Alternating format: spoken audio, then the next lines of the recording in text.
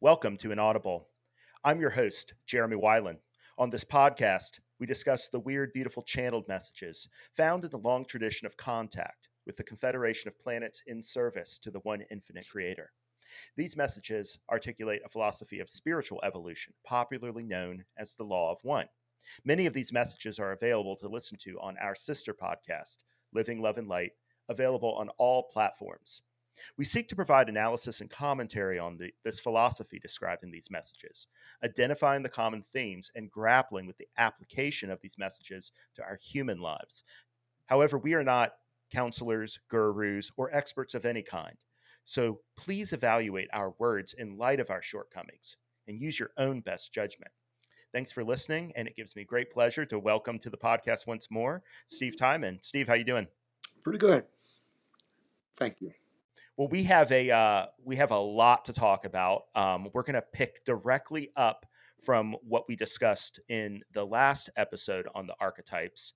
I believe we left off with the significator, and one of the reasons we're coming back to the significator is that it has a lot of bearing on how the last two stations of this cycle, the transformation station and the great way station, apply to mind, body, and eventually spirit. But we're going to get to spirit in another episode. In this episode, we're going to be trying to get clear on what transformation and great way mean for mind and body. So, starting with the significators, Ra says that the introduction of the veil between the conscious and unconscious creates a complex out of the significator, where before it was, I guess, maybe a little bit more of a coherent and unified concept. I don't know. What are your thoughts on that, Steve? Yes, Ra also says that at all points, the significator represents the nature of either mind or body, depending on what you're talking about, the intrinsic nature of that. And to the extent that that nature was not complex, it was kind of unproblematically merely the centering consideration of the various factors that fed into it. In the original group of archetypes, Ra said that there were 9, and that involved the matrix potentiator and significator times 3. Now, at that point already, the division between mind, body, and spirit had been established, but they were not a complex. In other words, it was a function, in a unified integrated function in which those were 3 facets. So when the veil dropped, Ra says it becomes a complex. So the question is, what does that mean? Well, minimally, it means that each is an independent variable. And in order for each to become an independent variable, it would have to suggest that the significator function itself is broken into a kind of fragmentation so that the integration takes place on different levels and in different ways without being centrally dominated by any one point or any one function. So there are now 3 functions operating in some way independently of one another. Now that independence is not intended to persist, but the significance of suggesting that the function of free will is augmented when you make of the significator a complex is that the integration, the whole structure of the integration becomes a product of the free will of the individual mind body spirit complex. And so that means that you have now a lot of balls in the air, and the significance of each facet or moment of the process is not given beforehand, but is acquired through the free will of the mind body spirit complex. And that happens as a function of not just the choice itself, but the way the choice is seated within the overall beingness of the entity. And so that's a terribly nuanced state of affairs at this point. Do you think that it, then maybe this is a dumb question. I can cut it out if it is, but do you think that it was that when the veil dropped, there was some sort of intentionality to that architectural decision, I would think. And do you think that they intended to make these archetypes more into complexes? Yes, I think that's what Ross suggests, Yeah. that precisely that was true, that the contemplation on the part of the logoi were was devoted to how the significator could become more articulate Yes. so that it would represent the workings of free will uh, all the way down to the core, uh, involving the coloration of all the facets that were being developed. Now, these facets came into focus. Ross said that originally they were the ones that hadn't already been sedimented into actual archetypes were shadows, uh, partial concepts or intimations of concept that hadn't yet been fully developed. And it was through working with the way the significator would become a complex that these facets were then further conceived. And I think the first elements that were sedimented into archetypes were catalyst in experience, but then the next ones after that were the transformation and the great way. So those archetypes become available after the significator has become complex, and uh, free will begins to function as a process involving the choice. Now, the choice hadn't really been fully appreciated until the possibility of service to self emerged into view. And that did not happen until the veil was dropped. But the fact that the veil was dropped in the first place, uh, therefore, had to have been undertaken without a realization that it would yield the result that service to self would become a possibility. So the intention was to heighten the effect of free will. The notion of the choice was already there, but not in such a way that there was a recognition that it would be a choice between two fundamental alternatives. Well, I also think there's another interesting thing that you just brought to mind, given that there's the shadows or facets of all of these things implicit in every octave, I would suppose, with this sort of like template that's introduced by the logo I increasing its articulation and expression. So Yeah, the question is that like in this increasing articulation, what it seems like we're used to in the progression of octaves, and maybe I'm speculating here, is that each of these archetypes kind of get broken down, right? Like we started out with like three sets of three, I think, And then it would seem that like we'd start finding more facets out inside of these different archetypes. Now, with the choice, we have a different thing. It's like a new master level of the hierarchy being articulated from out of the significators of mind, body, and spirit. You know what I mean? Like Yes. it's not a subset of those significators. It tends to be this superset almost. Maybe that's the wrong word. Well, if you this has so many questions really drives us back to the original issue of what an archetype is, and you can be studying archetypes for a very long time and still have things to learn about that question. Uh, I suspect that there was a time when there wasn't even the articulation of individuated foci of free will into mind, body, spirit. Right.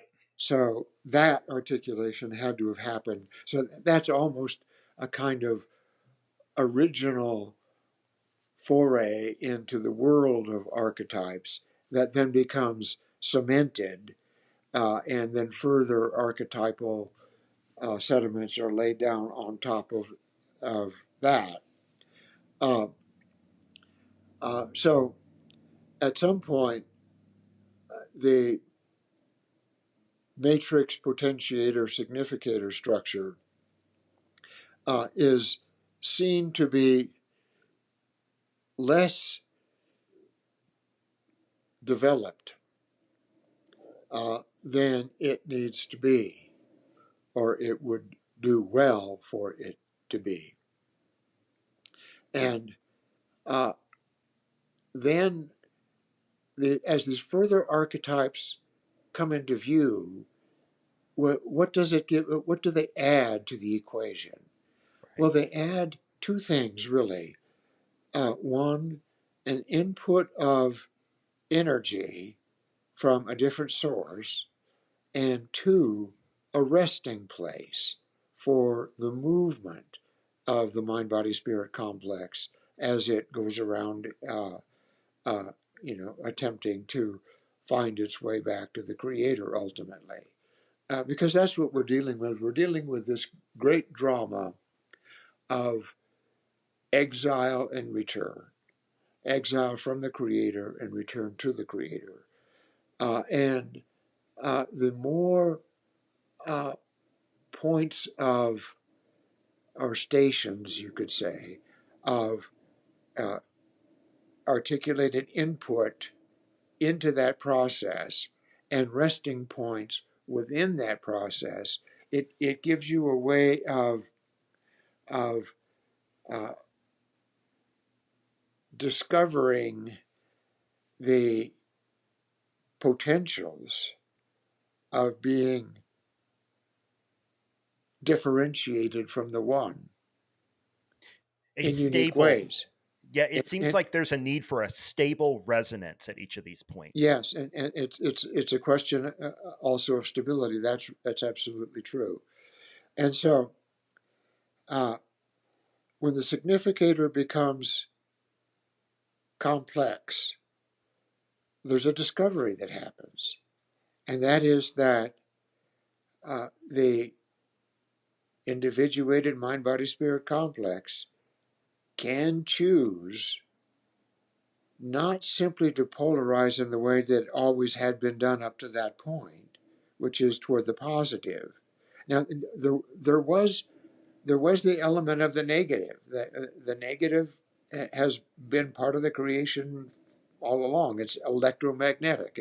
There's a positive and a negative pole there working. And I Uh, think Kuo has said something through our group about how that negativity was implicit in the fact that it was so hard to get out of third density because there was such a desire to just linger and yeah, never extend oneself. Yeah. and so it's been a component of individuation all along. So you had polarity, and the homogeneous view of the creation that persisted prior to the extension of free will down into the significator so as to make it complex. Prior to that happening, the the the process of development was unidirectional. Mm-hmm. You use the negative to fuel the positive, Right. and evolution took place in this singular way. That is, moving toward the positive ever and ever up through the higher planes and up through the densities. Uh, Once the significator becomes uh, complex and the veil is in place between the conscious and the unconscious mind, the awareness of the unity of the entirety of the creation gets obscured. And when that is obscured, the, as Ra puts it, the mind body spirit complex has the opportunity to become what it was not. And as part of that opportunity, there's a discovery made. One of the things that it can become is by uh, becoming that which it was not, by embracing that which is not. And that's what the dark side is. It embraces that which is not. If you see light as being a sudden intrusion into the darkness, illuminating the darkness, the darkness isn't the darkness uh, it, by way of being the darkness. The darkness only is shown to be the darkness as the light illuminates it. And so it hadn't occurred to anyone that one might embrace the darkness for its own sake, uh, which is what service to self does, to embrace that dark moment within the self. Uh, Once that becomes seen to be a possibility, free will now is perched on the precipice. You may choose that, or you may choose the light. But then choosing the light has a significance that it did not have before.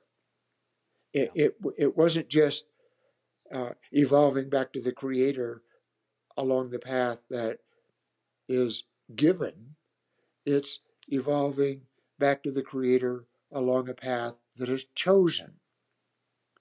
And that's the significance of that enlargement of free will at that moment.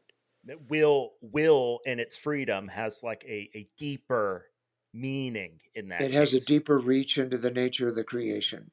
And it seems like in finding this facet of the creator that we've called the choice that transcends mind, body, and spirit, that seems to imply that what was discovered is of paramount importance. Like it transcends the earlier articulations. It becomes the pivot of the entire creation once it's discovered. Yeah, because Uh, you would it, think that the choice would be like a spirit thing. That's how I would normally approach it. But it's weird to think of the choices also applying to the body until you think more broadly about the body and like your ability to be at a moment in space and time as an actor with free will, right? well, that's right. Uh, it ultimately is a spiritual choice, Yeah, insofar as the spirit ultimately mediates between mind and body. But it works so much in the element of the hidden that it's very hard to articulate that. yeah. You don't want to like nail it down to one complex or the other. You want it to sort of float free. And I think that has a lot to do with. I just think this is interesting, and I'd like to put I'd like to stress it for the listener that um, what seems to be happening in the evolution of the archetypal mind across octaves is that we find these different stable points of consciousness to resonate with the octave using that to discover new aspects that are not articulated And there's something about the recognition of creativity and free will that comes from this sort of templating of consciousness at the outset of the logoic experiment. I guess I don't really have a point there, but that's an interesting way to think about what free will means at the cosmic level, I guess is what I'm saying. Yes, yeah, and uh, I presume it was beyond imagination what the nature of choice could become before that discovery was made. And who knows what the next creation will bring Right. is beyond imagination for us now. But Well, the way that I tend to think about it, Steve, is that what we are experiencing in time right now is that act of imagination. It's just that we are partaking of this very, very small slice of it. that's right. Yeah. That's absolutely right. And so a- after the choice is made, or after the choice begins to be laid down as something made, then it's possible to embark on the next archetype, which is the transformation. And we're then speaking of transformation of mind and body. And remember, the same kind of circumstance obtains here as obtained with the other archetypes that we've already treated, namely that the body is kind of a mirror and opposite of the mind. So if you gaze at the card, the representation of the transformation of mind, you have the so-called two lovers, two paths or two lovers, and the reason that uh, I wanted to begin with a significator is that you have that figure represented in the middle that holds the hand both of the positive path and the negative. The negative is uh, called a prostituted entity, and the positive is courted uh, as you would court the subconscious mind, as if it were a maiden, protracted and carefully with honor. Uh, I take it that standing between those two is now the significant self that Yeah. has made the choice. So you now, uh, how does that old song go?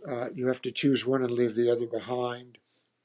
Uh, to choose the positive is to not have chosen the negative. And that carries with it a host of implications. And so when you make that choice, it's not simply that you say, okay, this is my path, I'm walking along this in a carefree manner forevermore. It reflects backwards upon all the other archetypes, which now have to be brought into line with the choice that you've made. And so the transformation doesn't happen instantaneously. It takes place over time, and generally in stages, if you will, which could be called initiations. Remember how Ra describes those initiations as a leaving behind of distortions, and so Yeah. there are a lot of distortion leavings that take place as a process of undergoing this transformation, and they're never comfortable. And one of the characteristics of a transformation is that it tends to change the significance of what has gone before, and it creates in the being of the seeker something new, so new that it could not have anticipated what that newness is prior to undergoing the transformation. And it's the choice itself which fuels the potentials that are now experienced as new. So, having chosen, let us say for the sake of argument that we choose the way of service to others, that already puts in a new light our entire past. And we have to undergo this whole process of review of what that path has led us to, how that plays out with regard to uh, what we take as our personality, what we accept as the personality we are willing to work within going forward. And that opens us up to new possibilities, often experienced as the way we relate to others uh, going forward.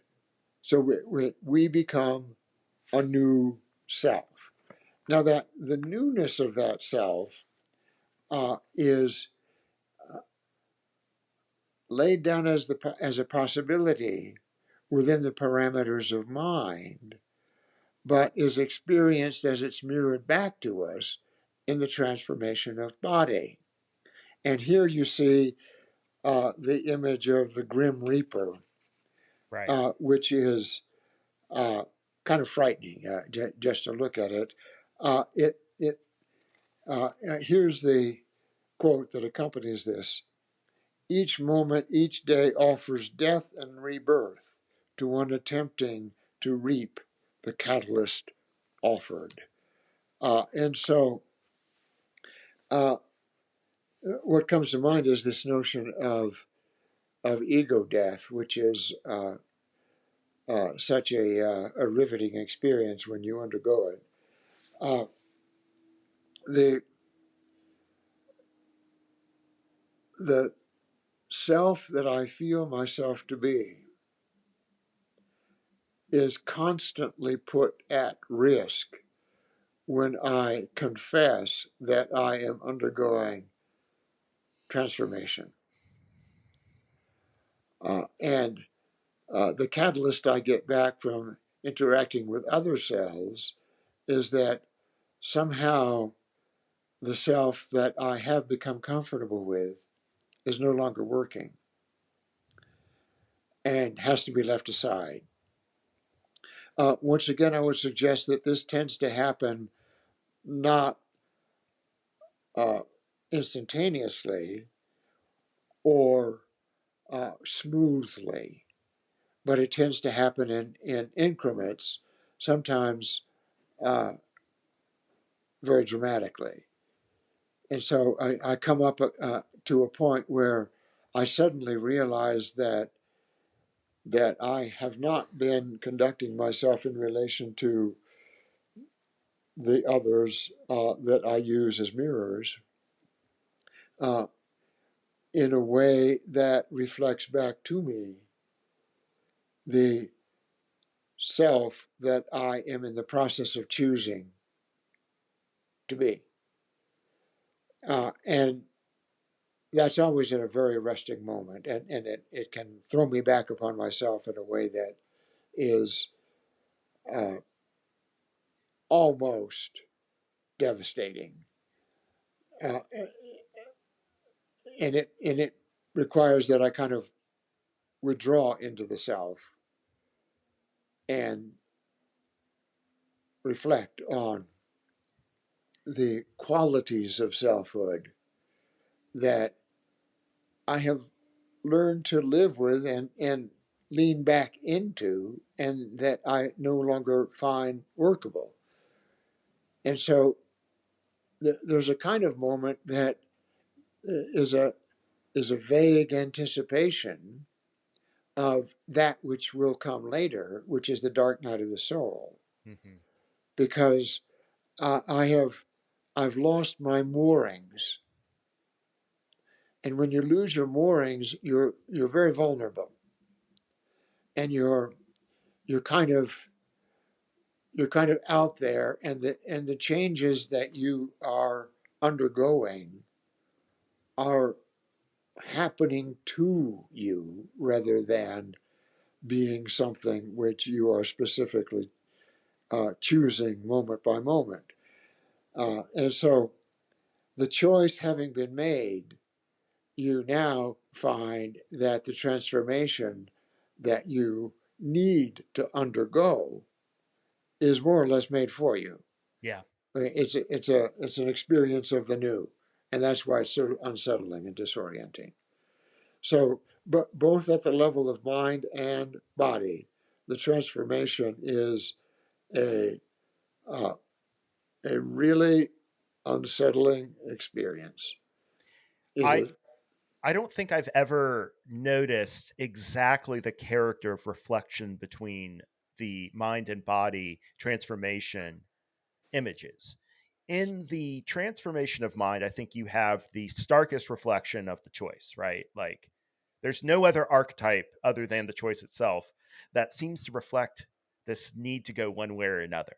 And then one of these, with the idea that Ra talks about in session 100, that one of these maidens, one of these ways of conceiving of the deep resources of the unconscious mind must be abandoned. It's not simply making a positive choice. It's also affirmatively saying that is not what I choose. And then in the body transformation archetype, you have the fruits of that in a way, right? You do have the fruits of that, and the difference there is that when you first make the choice in mind, it can feel so exhilarating. It can feel like it hits you like a bolt Yes. of lightning. I get it. I see it now. It's all about love. Love is all you need. And so it's like when you first fall in love with someone. Yeah. Everything is of heightened brilliance. There's nothing about your day that you don't like. There's You're nothing about focused your love. only you're focused only on the potential Yeah, that will be released. Yeah. there's nothing about your love that you're not in love with. Yeah. And then you know the uh, the mirroring effect starts to kick in, and sometimes sooner, sometimes later. And your beloved begins to mirror you back to yourself, and in ways that you were unprepared for, and in ways that you now have to integrate with the fact that you are, after all, a lover of the path of service to others, Yeah. and you find that self that you thought you were bringing into this newfound relationship is no longer cannot be sustained if the relationship is to be what you've taken it to be. And so that's where the initiations come in. There are a lot of distortion leavings that have to happen, and those are uncomfortable. And so I don't know how many initiations there are. I doubt that there's a set number, but when one is going through an initiation, one is leaving an old structure of selfhood behind and taking on a new one in a way that one doesn't even know what it means to take on this new self Yeah. at that point, and that's why it is so unsettling. The thing that comes to mind, especially with transformation of mind, is the model of the spiral, right? So we tend to go in this circle, right, of going through these different states of life. And then it seems to me like what the transformation does is it introduces this Z axis in which that spiral levels up so that it's kind of like what the Confederation often says that, yes, you do go in cycles, but you're also a different self each time that you round that station of the cycle, right? And the Mm-hmm. transformation seems to represent that liminal space between these two planes. Uh, Yes, one can say that when one's adopting the overview, or after one's undergone some of these transformations. But you can't say that when it's happening, man. I no, mean, it's a very difficult moment. you are in free fall in the transformation. At that moment, that's right. Yeah, and only Uh, later do you make sense of it. Yeah, that's a good segue into the next archetype then, because the next archetype is the way or the path or the great way, as it's sometimes called. wherein one now has an overview of the whole process of working the self through all of the archetypal arrays. And so it becomes like a tone poem at that moment. And so what one has all of these uh, archetypal moments, uh, one could call them, in the movements of the mind body spirit complex through the incarnate experience. And at that moment, one can see that the pivotal moment was indeed uh, contained in the signifier, as the signifier resolved to orient itself to the choice. So the signifier is always paired with the choice. I'm sorry, the significator is always paired with the choice. Uh, but the overview of the whole array doesn't come into view until one has passed through the transformation sufficiently so that one recognizes the transformation as transformation. So the first transformations one undergoes will just will be so disorienting that one can't even register it as what it is, a transformation. It's just I mean, I like to liken that to adolescence, for example. Yeah. Adolescence is the first big transformation we have, where we have to leave childhood behind and we're entering into adulthood. We don't know when we're children. One doesn't have a full concept of what it means to be immature uh, because maturity hasn't become an issue yet. As when starts to mature and hormones kick in, and we now have to take a different relation to the world, one where more responsibility is involved, uh, we are moving into a sense of who we are that we've never had before.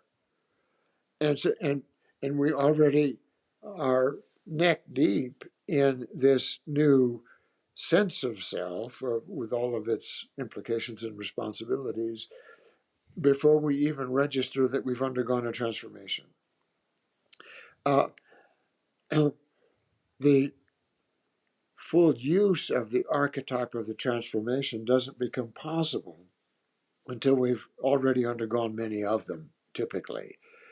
And at the point where that happens and that we begin to recognize that there is, after all, a structure here, and we begin to make more use of that structure, make more use of that archetype, uh, laying down what it means now to have chosen the path of seeking that we have done. We have chosen service to others. Service to others, if it's just the way that everybody already goes once they reach a certain level, will not have been explicitly chosen in the way that it is now chosen with this complex of the significator. And when that does happen, there's more consciousness in the transformation because one uses the template of service to others to evaluate all of our previous modalities of selfhood as they play into my present modality of selfhood and the modality of selfhood that I am presently projecting as my future modality. And that's all work that is in the process of being done.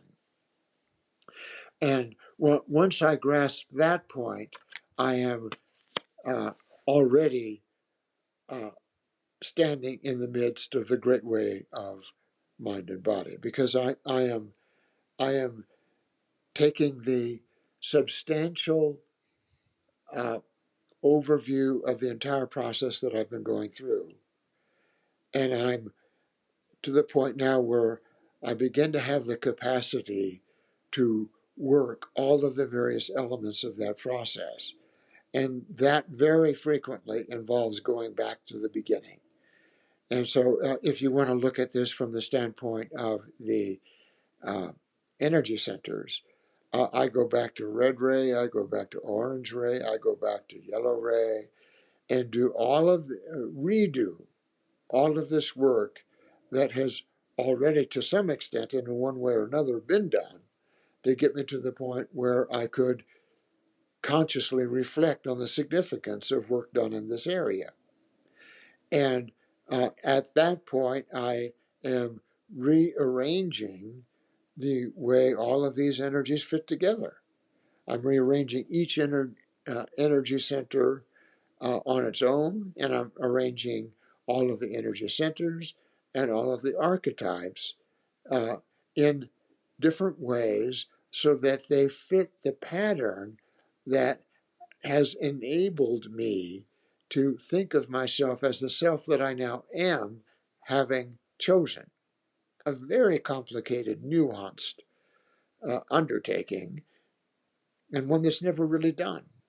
Well, it seems to me that this summarization or this characterization in sort of as total as can be talked about at a given moment in one's evolution, that the Great Way represents, has some kind of like it informs the next choice, right? It informs the next, or I shouldn't say next choice, the next level of the choice that we are either continuing to make or we sort of arrest our path and maybe rock the other way, to use that rocking analogy that Ra used for transformation of mind.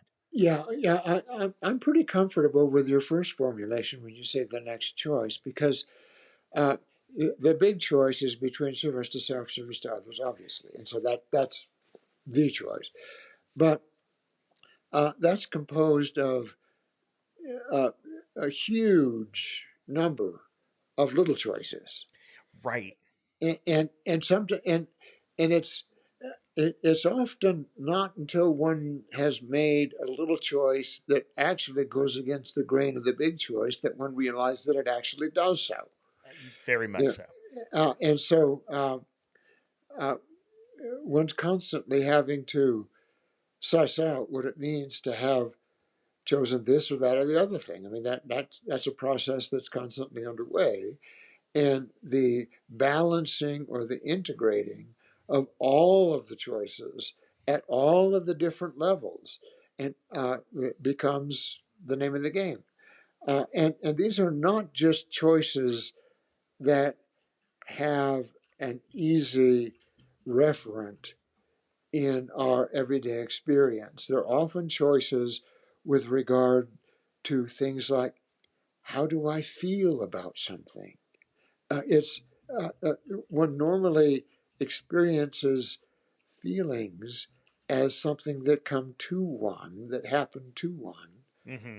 without realizing that there's already a choice at work there in those feelings. And it's terribly subtle work to get into down into the root structure of the feeling process from the standpoint of the choices they already represent.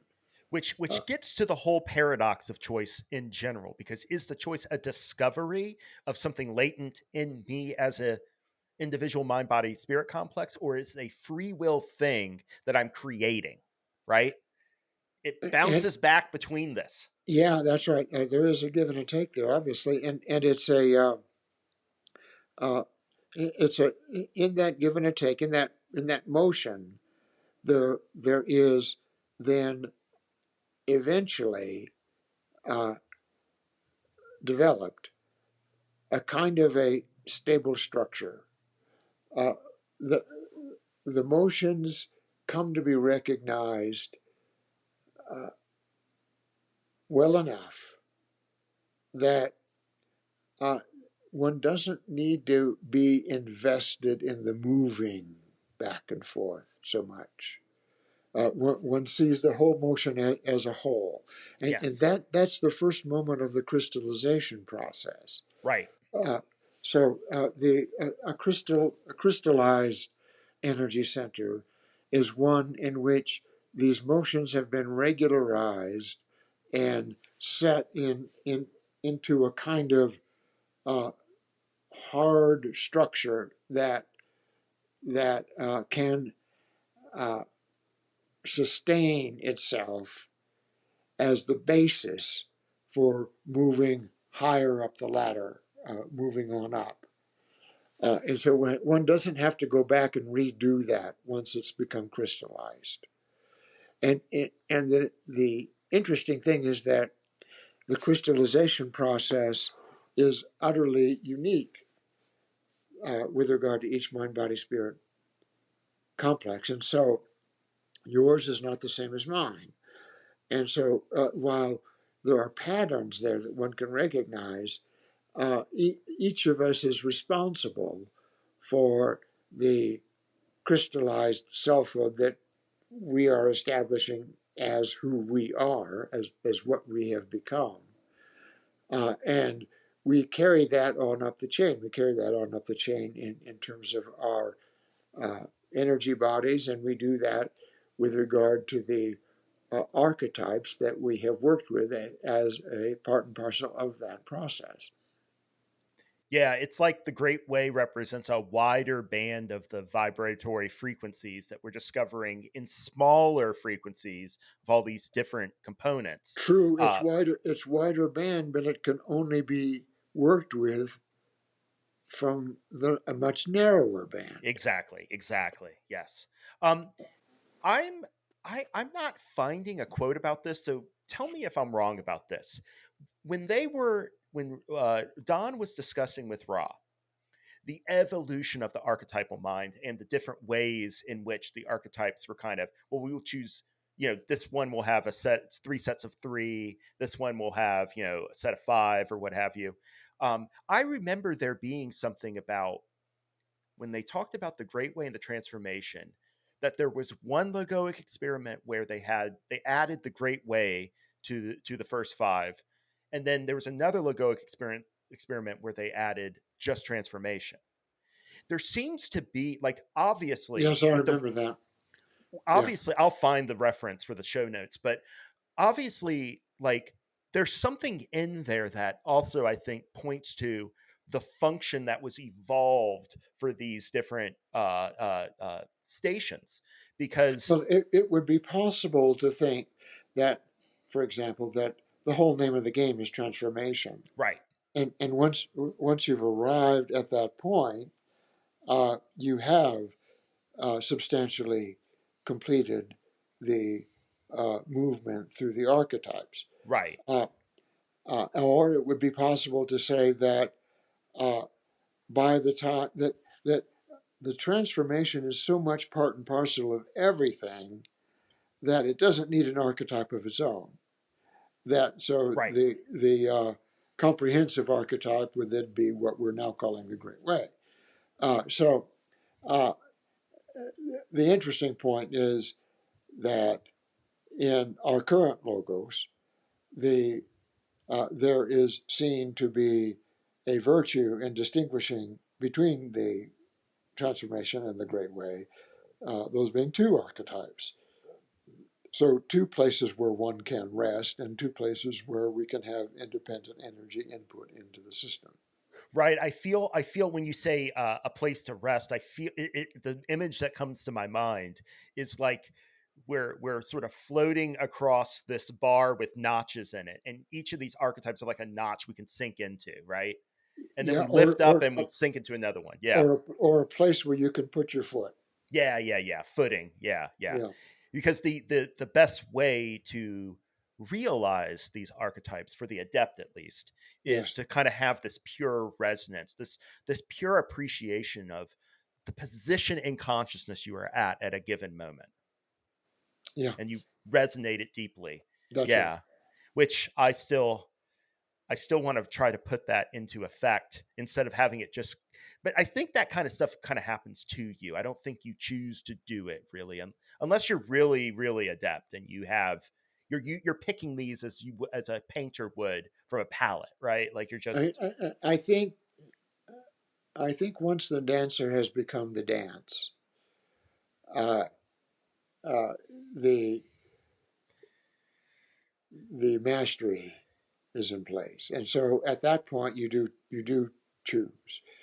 But for the most part, we find ourselves swept along by these things, and it's not until the choice is made that we really have a sense of the nature of the dance.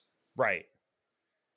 And the dance never fully loses that mysterious component that can always come at us from sideways, even if we are quite adept, I would think.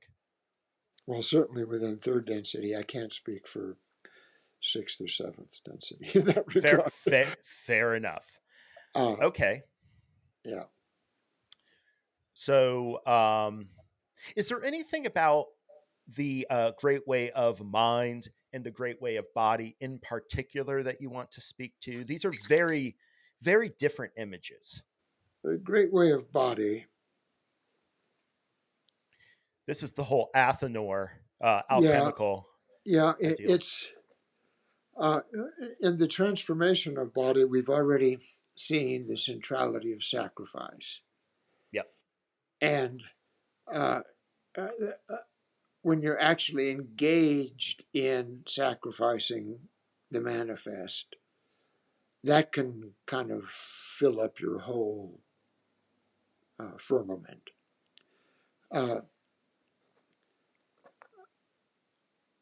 it's a very riveting experience. When one thinks of the body as the athanor, however, now you know what an athanor is. It's what the alchemist uses to. The Uh, purifying oven. yeah, right. Uh, so one is doing that with more deliberation, and so one doesn't think of the sacrifice there so much as the sacrifice, uh, so much as of a loss, as a process that one is uh, uh, initiating to specific ends. And so one is more the actor there than the acted upon Right. Yeah. in that regard. Uh, so the body is the receptacle of that, but it's willingly done, and it's done with a specific purpose and with knowledge beforehand of what the outcome is expected to be. You couldn't say that about the transformation. No. No. That is a complete throwing yourself off the cliff. And the great way of mind is merely an awareness of the entire pattern that the archetypes describe, the whole framework or structure of the archetypes, and uh, uh, a mastery of that pattern sufficient to enable one to make certain determinations. For example, the circumstance that I find myself in calls upon a consideration of the catalyst of mind or catalyst of body, or maybe it's the matrix of mind that would best be invoked for the moment that I am undergoing. So one has then a sense of the totality of the notes available for my tone poem, Hmm. and I'm not just passing through this thing I call my life experience. I'm actually working that life experience to more conscious and specific effect. Yeah. With Great Way of Mind, we have some items in the image that I'd like to call out. Okay. I may end up regretting it. So there's the veil on there that is lower on the left hand side than the right hand. Uh, there are the sphinxes, which those of Ra have averred is representation of time, and they have like two different interpretations of the bent arms on the sphinxes that I think it's one of those things where like two right answers can be right, but they also mentioned something that I would never have picked up from just looking at this card on my own, which is that the chariot is not yoked to the sphinxes. That's right. Does I just today had an idea of what that might represent, which it might call to the future potential for our use of mind to be greatly, greatly, greatly focused and intensified in the higher densities. But at this point, we are just learning how to do that yoking. Well, true. To the extent that it's not yoked, however, the suggestion is that one is not confined within the process. One has mastered the process, so one that there's a liberating sense to that.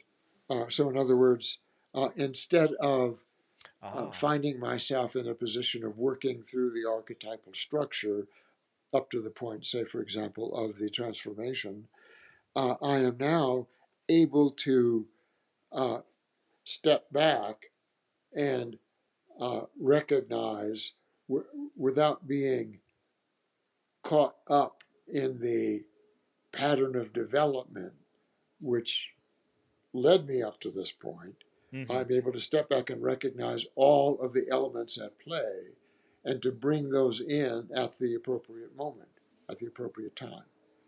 Yeah, that's a good one too. And that it just seems like there must be something involved with time with that. I maybe I'm making it too complex. I think it's really just the idea of mind with a kind of dilated experience of itself that time allows. Maybe that it is the medium of transformation, and it's to a certain extent, right? Yeah. Now I do notice that there's a kind of a warrior like aspect to this. Yeah. Uh, the sword being there, and who knows if the sword was part of the original concept, but there's a sense that the danger lurks on the left hand side, Right. and there's an atmosphere of vigilance uh, suggested as that which is appropriate As for as the. a as an archetype that's supposed to be a kind of summarization or a characterization of the entire environment of mind, to use Mhm. Ra's, to paraphrase Ra, it's an incredibly dynamic image in a lot of ways. Yes, yes. Yeah. Um, Anything else you want to say about this image? I know we don't try to focus too much on the images, but in this case, we had a lot of time left. No, I think that will serve.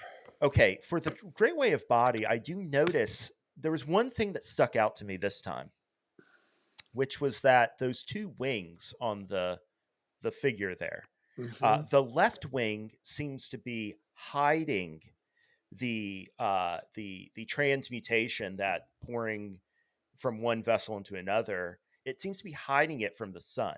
Whereas, like the lower wing on the right hand side tends to make this this transmutation that's going on that is represented by the body complex. It seems to like not try to obscure it, but maybe be a little bit more open about it.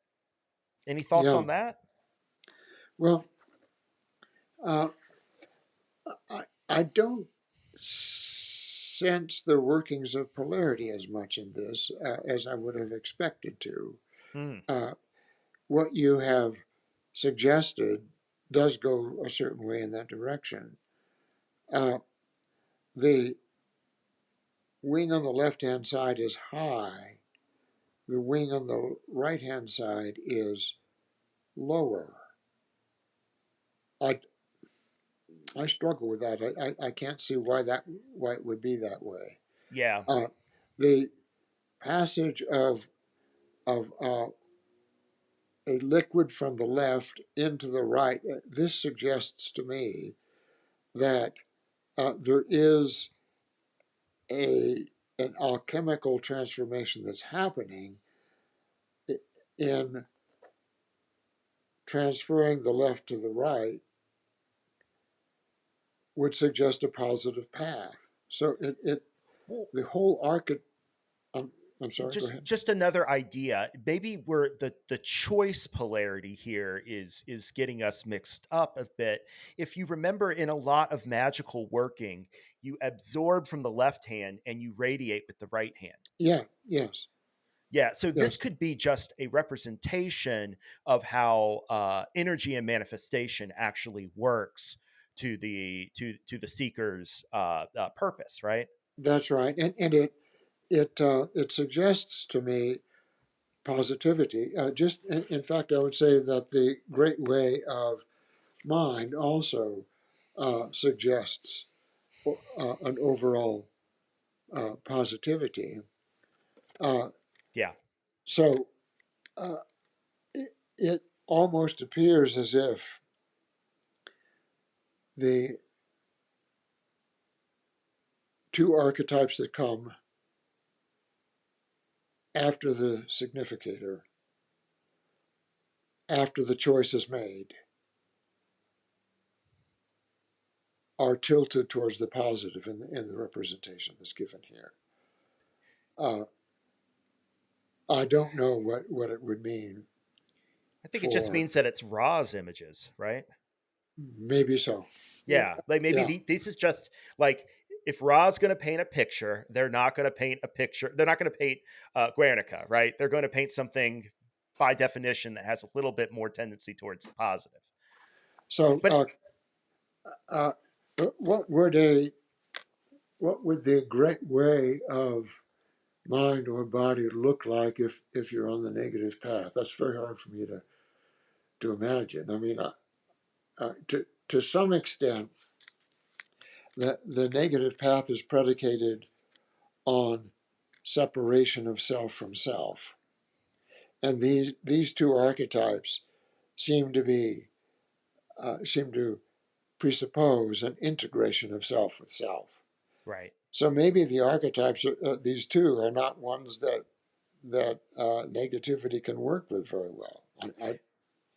it is possible that when we speak of the path of that which is not, that the serv I mean, this is something that just occurred to me, that maybe the service itself seeker forges their own path through the archetypal mind in a lot of ways. And that, I'm sure they would have to, and I can see how that could work up through the significator.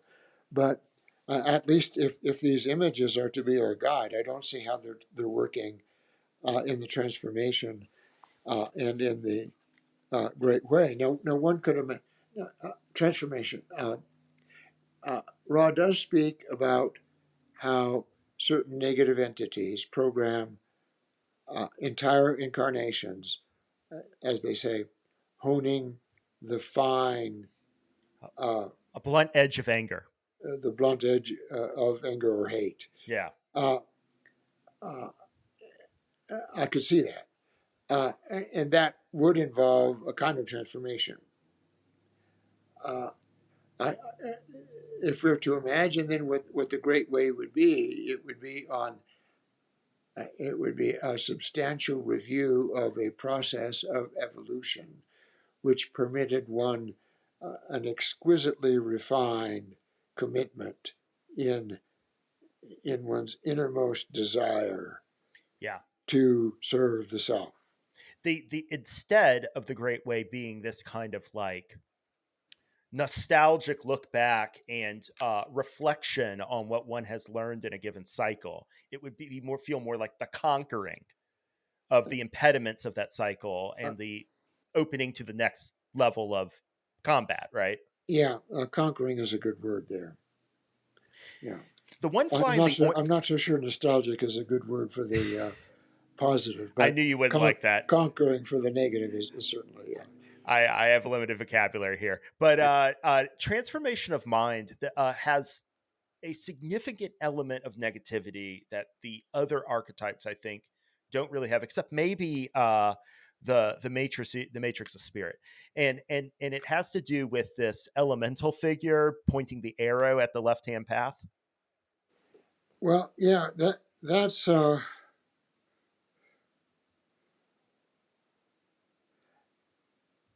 is that supposed to be? If it were not for the demonic character of the figure itself, I would have taken it to suggest that there is a protection on the right hand path. Yeah, I've thought that too. But they say exactly the opposite in the contact. Yeah, yeah. I And so wonder I suppose that all that we can ascribe to that is the sense that you need the protection on the left hand path. that maybe the fact that it's a fiery being implies some energetic component to this protection, maybe that as one, for example, hones that blunt edge of anger over many lifetimes Mm-hmm. and learns to armor oneself against the pains and the vulnerabilities that one that is kind of the rock against which one is honing the blade, right? Was it anger or was it hate? I seem to remember hate. Is that did I get that wrong? I don't know. I will make Because sure the show anger notes says, anger seems hot, but hate seems cold. yeah, yeah, you're probably right. Hate is sort of like a lot of anger being crystallized into a That's right. blade. Yeah, Yeah, I yeah. think you're right. So the idea being that it is the abandonment of the purity and the openness and love of the right hand maiden that then gives one the ability, the experiences that teach one to block and deceive others. And maybe that is where the protection comes from. And when we use these words that imply or represent discrete actions that we would do in our lives. We're talking about the signifier, not the signified, right? We're talking about the expression and manifestation of this underlying energetic polarization that is occurring, that Mm-hmm. then governs and sort of motivates all of these different things that we associate with negativity. This is Yeah, something and so I'm always making this point when people are talking about polarity on like the forums or the subreddit, that we need to get down to the energetic basis of polarity, and that's where we're going to have the purest expressions of these things. yeah, and so just to sum up what we've concluded about the two paths, it seems that the protection is necessary on the negative path, but not necessary on the positive. Uh yes, and maybe necessary isn't the right word on the positive path. It is actively sort of released. Actively invoked, is that what you want to No, say? active protection is a way of taking care of oneself, perhaps at the expense of others.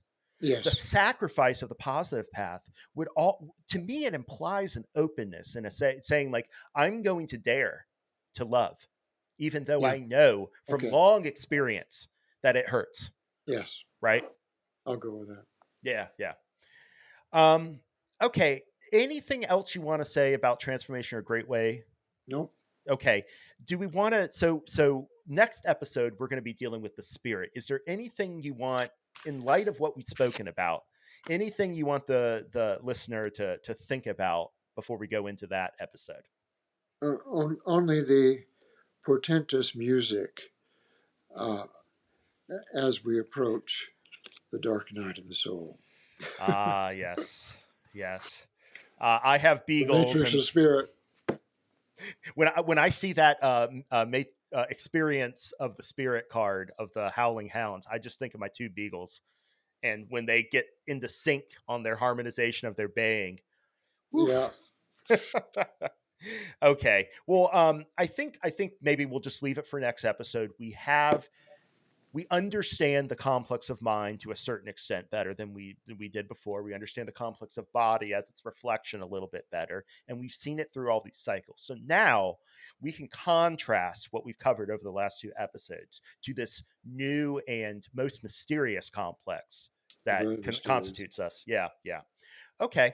Well, then I think we will leave it there. Thank you so much for engaging in this conversation, Steve.